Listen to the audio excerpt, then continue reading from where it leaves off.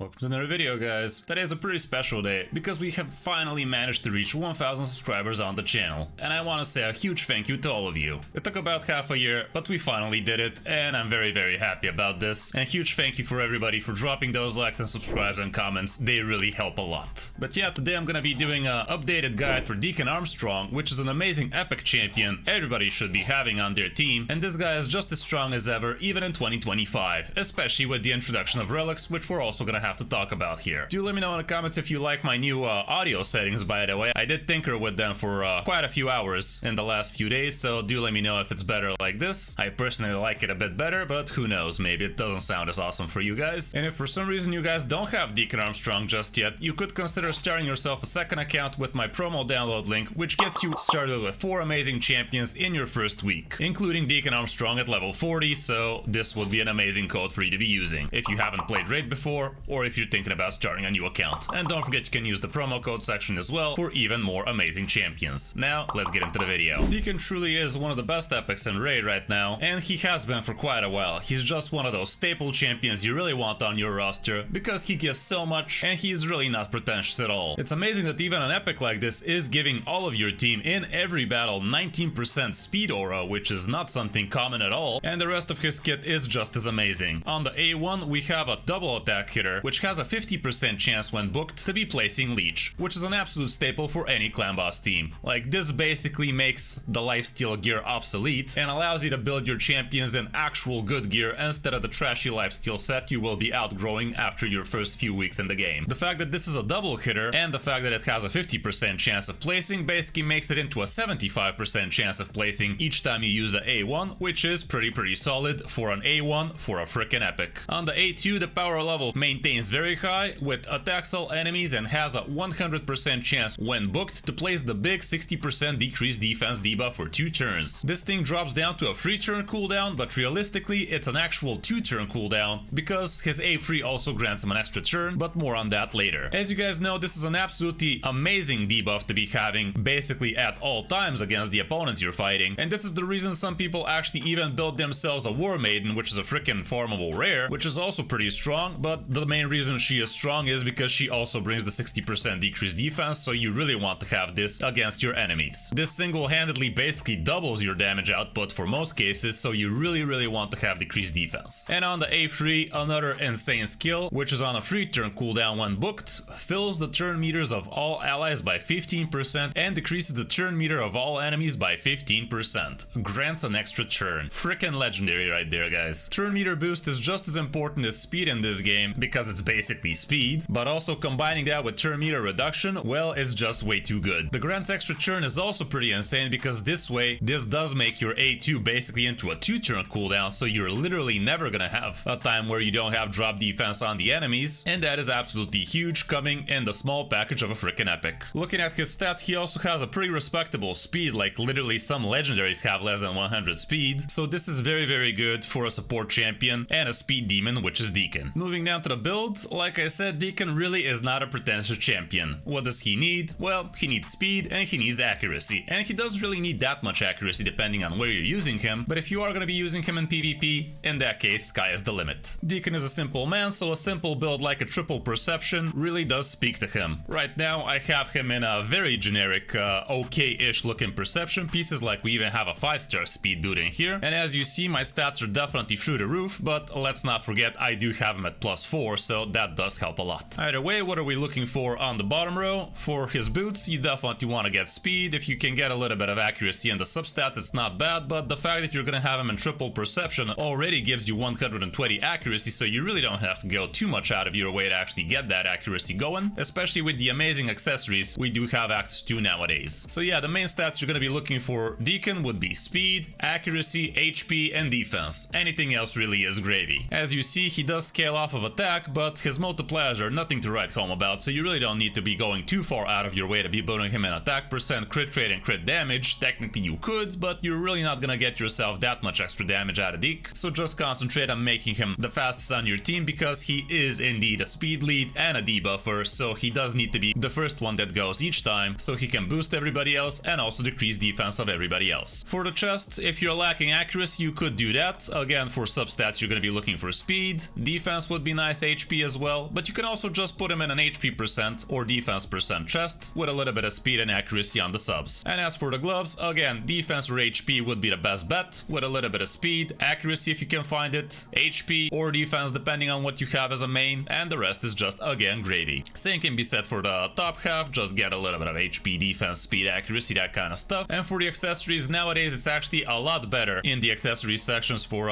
champions like this, because things like pinpoint, things like feral really do amazing things for champions like this, because if you're lacking a little bit of accuracy, well, slap him with 2 or 3 accessories and look at that, 80 accuracy just from that, 5% extra speed, definitely amazing. Or if you go the other route with pinpoint, which is honestly the better route if you ask me, that is also going to give you 40 accuracy and 10% speed, which is very, very awesome. So yeah, nowadays a couple of pieces from those 2 sets really do amazing, but if you're swimming in supersonic, technically you could build him in 3 pieces supersonic, and that's going to give you again 10% HP, which is amazing to get from accessories. And same can be said from protection, which in 3 pieces gives you 12% speed, but in the end of the day, Deacon is just an epic, and I doubt most people that really want to be using Deacon nowadays would also have 3 pieces of protection laying around. But hey, if you're using it for something like Faction Wars Horde or a Centranos room or something along those lines, you definitely could deck him out with 3 pieces protection here. If you have a lot of gear laying around, there's also another way you could be building Deacon. You could actually go for something like a 4-piece Relentless to get yourself 18% extra chance of getting an extra turn, and you can combo it off with a 4-piece Merciless on the accessories, and this is indeed gonna give you a 30% extra chance of decreasing a random skill's cooldown, while also getting yourself 5% extra speed, which definitely ain't no joke. And this way you might actually be able to even cycle through your compression even more often, which is definitely a build worth knowing about, and you could be using this combo for a lot of champions like this with a lot of good support and debuff skills. If you don't have too much pinpoint, you could also even build him in just some basic speed set, just some basic accuracy set if you're missing a lot of accuracy on that front, but obviously perception would do you much better. For the masteries, I don't even have him fully mastered. I just never really needed to use him that much. I did start collecting them, but never really finished, so let's just use the Hell Hades website instead. And honestly, I think the general PvE is gonna be the way to go. We got ourselves the generic extra accuracy, extra debuff potential tree with the support stuff. Lore of Steel definitely does help increasing the base stats of the sets you're using, so that's gonna give you a little bit of more accuracy, a little bit of more speed. Evil Eye can't hurt nobody. Master Hexer also helps, and same can be set for Sniper. And as for the offense tree, you basically go for the very generic, a little bit of extra damage, finishing off with War Master at the end. Technically, if you're not caring too much for the damage, you could also go with the defense tree if you think he's gonna be dying too much. Here are some of the defense trees you could be taking, and honestly, you could just mix and match. Like, you could get green plus blue, you could get green plus red for some reason, probably not. It's either gonna be blue plus red or blue plus green if you ask me. So these are potential greens you could be taking. Here's another, basically the same thing. For PvP, they also have this. And yeah, for PvP, you definitely don't care about red. You're never really gonna be dealing that much damage with Deacon himself. So giving him the survivability and extra accuracy potential definitely helps. Same can be set with the debuff for speed roll. So yeah, use him as you wish. As for a blessing, cruelty definitely does make a lot of sense here. He does have a double hitter on the A1, so he will be slapping the bosses left and right like that. Also, his AoE drops defense a little bit, so that's no joke. If you are going to be using him in arena, you could consider Commanding Presence. It's basically the weaker variant of Intimidating Presence, but he is just an epic, so you can't really have access to that. And if you need him for something like Fire Knight, Phantom's Touch can also be something worth noting, but for all intents and purposes, Cruelty would be the best all-around choice, I'd say. As for the relic, Journal of Necrotos is probably going to be the best bet. You don't need to be putting anything too insane on somebody like Deacon after all for him to be doing his job, and this way you are gonna give your team even more turn meter boost. He is not healing after all, but the turn meter boost definitely ain't no joke. On the other hand, if for some reason you do not have Journal of Necrosis, you could instead use Tempus Sanguinis, and this thing also is gonna improve the effectiveness of turn meter reduction effects, which again, not the worst thing in the world. It's gonna work well against waves, it's gonna work decent against PvP champions, but it's not gonna work against against most bosses. There's only a few exceptions to that rule, like Fire Knight, like Dark Fate, that kind of stuff. But yeah, if you don't have the book, Sanguinis also makes some sense. And as for a gem you could be using on the book, obviously you would like to get the speed one. Right now I've used all of my speed gems apparently, but you know what I'm talking about. This thing, turn meter increase effects are 10% more effective on the wearer, and this way he is actually gonna be boosting himself a little bit better. And let's just run him through Dark Fate, for which he is actually absolutely amazing because he is a speed lead while also decreasing the opponent's speed. So basically you are gonna be fighting your own team, and this way you basically ensure that all of your team is gonna take a turn before any of their team takes a turn, which is absolutely awesome. By the way, there's a little trick you could be using with this guy. Like a lot of people, as soon as they see extra turn, they just slap A3 first and never really think about it, but technically you could also start with the A2 first, and this way you are gonna get that A2 a lot quicker. Going through the waves nice and easy, even though this is the hardest stage of Dune Tower.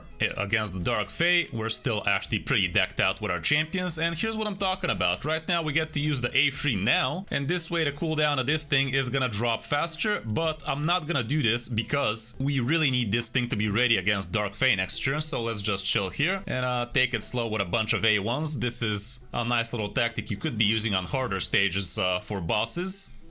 Basically slow down your progression so you can actually have all of your abilities ready for you when you really need them.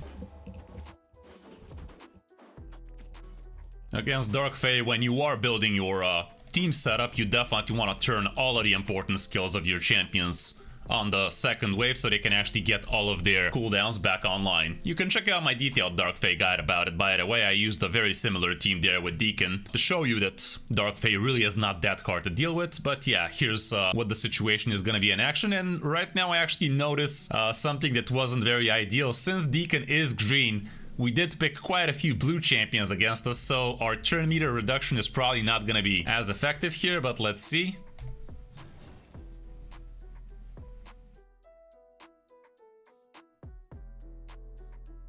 No, actually, I feel like an absolute noob right now. Does a skill like Deacon's A3 matter what the affinity is? I mean, it's not a hit, so it's not a weak hit, right, guys? Yeah, I actually kind of baited myself there. That always is supposed to work even on bad affinities. As long as I have enough accuracy, that is gonna happen. So yeah, scratch that. A little bit of a noob moment. I have those occasionally as well.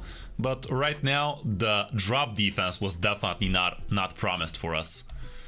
Anyway, we slap. Now we should be doing the delete. Okay, Geomancer felt like living a little bit longer, but that is not gonna be for too long, hopefully. There we go. And now the turn meter control starts intensifying. Alrighty, Geomancer does Geomancer things. Allure does her thing, dropping turn meter like a champ. Pretty awesome stuff. And if I set myself up a team setup right now, this would have been an easy auto, but if I turn it on auto, Allure is gonna start doing stupid things, like not A1ing all the time, so I really don't want that. We already have drop defense, so there was no point in me doing that. But yeah, you basically get it. This is the rest of the fight. If we're lucky, Faye is actually never gonna take a turn.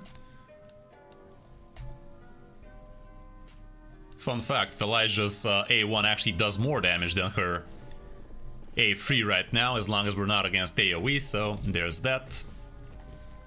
Okay, she finally took a turn, took her a while, but still.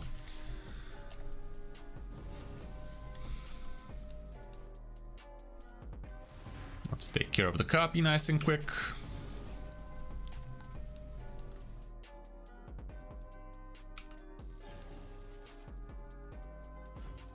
But yeah, you basically get it. I don't need to be doing this fight for the rest of the video. You can see how important Deacon is here, both decreasing the turn meter of Dark Fae while increasing the turn meter of everybody else. Is just such an amazing champion. And Dark Fae definitely very farmable, even with just epics. Definitely check out my detailed guide about how you can be tackling Dark Fae nice and easy. It is gonna be worth knowing that information, because I see still a lot of people say Dark Fae is impossible. Somebody even said she's an absolute beta win boss. Like, what do you mean, Step Bro? You're literally fighting your same team, so if you've actually paid, you're gonna be fighting even harder champions against you. Like, what do you mean it's beta win? It really isn't, but yeah, some people really like complaining instead of actually trying to understand the fight and do their best to actually not shoot themselves in the foot. Anyway, I just left the play out, might as well, why wouldn't I? And this was gonna be around 2 minutes if I actually put it on full auto, but yeah, you saw Deacon is an absolute monster of a champion that way. The really cool thing about Deacon is you can literally use this guy in right about any place, guys. He's just so damn good with that aura, he's so damn good with that skill kit. You could use him in PvP, in PvE, and anywhere in between. Against clan boss, he's a godsend with that leech, drop defense, and turn meter boost. Even though the drop turn meter doesn't do anything there, you're still gonna get a lot of extra benefit out of having this guy on your team. Do let me know in the comments what other champions you want me to do guides about. I did already a guide for Ugo, for Lady Annabelle, for my Calamitas, for Grakos as well. So yeah, I'd be very happy to keep on doing similar guides like this here and there. So if you really want a guide about a particular champion in 2025, do let me know and I'll do my best to provide. Hope you enjoyed the video, and if you did, a like and a subscribe would be really appreciated. And don't forget you can check me out live on stream each Tuesday and Thursday, where I do free account takeovers for you guys so I can help you out in the game. Download Raid if you still haven't, or start yourself a second account the right way with my promo download link and start the game with 3 amazing legendary champions as soon as you install. Thanks for watching. I'm Crystal5 and I'll see you in my next video or stream.